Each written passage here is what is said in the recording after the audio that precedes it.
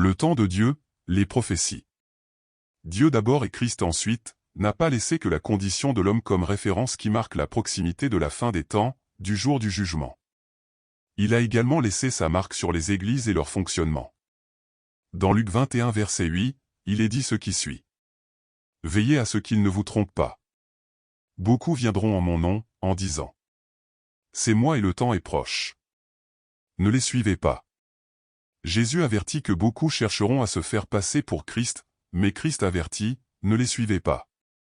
Une autre marque temporelle de l'Église est marquée sur la dernière Église de l'Apocalypse, l'Église de Laodicée, dont le nom signifie « peuple régnant ».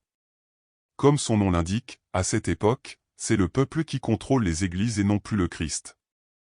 Apocalypse 3 verset 15. Le Christ dit, « Je connais tes œuvres, que tu n'es ni chaud ni froid. Si seulement vous aviez chaud. » Cette phrase se réfère à l'amour vers Dieu et du Christ, un amour qui se reflète dans le meilleur accomplissement possible de la parole. C'est un moment où les gens cherchent des justifications pour leur choix, mais tout le monde décide pour sa tête, donc il n'y a pas de place pour se justifier. Dit encore. Dire. Je suis riche et enrichi et je ne manque de rien, mais vous ne savez pas que vous êtes pauvres et misérables, pauvres, aveugles et nus. Au verset 18, Christ vous conseille de réviser votre point de vue sur la base de votre réalité et de le corriger. Apocalypse 17 parle des églises prises par le mal, heureusement, pas encore toutes. Acte 20 verset 30. Et plus encore, d'entre vous surgiront des hommes qui déformeront la vérité, dans le but de gagner les disciples à eux-mêmes. 2 Corinthiens 3. Cependant, je crains que, tout comme le serpent a trompé Ève avec sa ruse, votre esprit sera en quelque sorte séduit et détourné de la dévotion sincère et pure au Christ. Donc, si beaucoup d'églises sont contaminées, comment pouvons-nous déterminer l'église saine?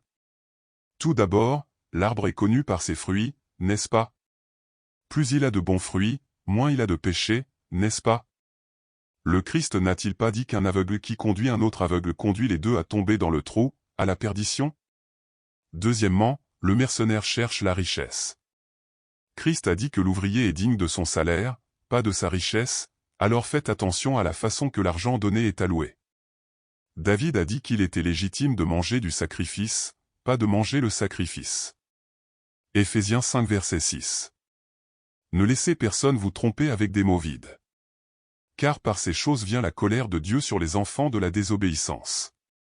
Jésus a dit que personne ne recevra ce qu'il ne méritait pas, c'est la loi du karma, donc si quelqu'un dit que vous serez béni sans vous conseiller de changer votre comportement, soyez prudent. Philippiens 3 verset 2. Méfiez-vous des chiens, méfiez-vous des mauvais travailleurs, méfiez-vous de la fausse circoncision. Si vous aimez suivre les rêves et les prophéties données dans les églises, soyez prudents.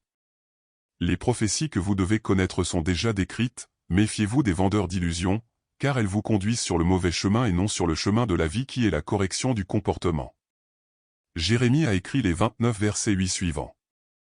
Car ainsi dit le Seigneur des armées, le Dieu d'Israël, ne vous laissez pas tromper par les prophètes et les devins qui habitent parmi vous, et ne tenez pas compte des songes que vous leur faites désirer. Enfin, méfiez-vous des environnements enflammés, car les illusionnistes ont besoin de créer un environnement trépidant pour transmettre leur illusion. Méfiez-vous des églises qui dépendent de votre dîme pour vivre, car il a besoin de votre argent pour vivre. Cela ne vous dérangera pas, cela vous dira ce que vous voulez entendre. La parole de Dieu est continuellement contre notre propre volonté. Ce que nous pouvons faire, c'est gagner la volonté de suivre la parole, la seule qui juge et la seule qui sauve. Pour conclure, Ecclésiaste 7 verset 2. Il vaut mieux aller dans une maison de deuil que d'aller dans une maison en fête, parce que c'est la fin de tout être humain, et ainsi les vivants auront une belle occasion de réfléchir. Évitez les environnements de discours enflammés, d'environnements trépidants, fréquent une maison de discours calme, sans agitation, ce qui vous donne le temps de réfléchir sur la parole avant de parler Amen et vous permet de réfléchir sur votre condition. Ce message vise à partager les connaissances.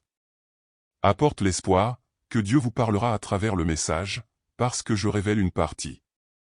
Comme le dit la parole, nous le savons en partie, parce que tout est complété ensemble, où l'Esprit révèle la plénitude. Partagez la vidéo et regardez beaucoup d'autres déjà réalisées.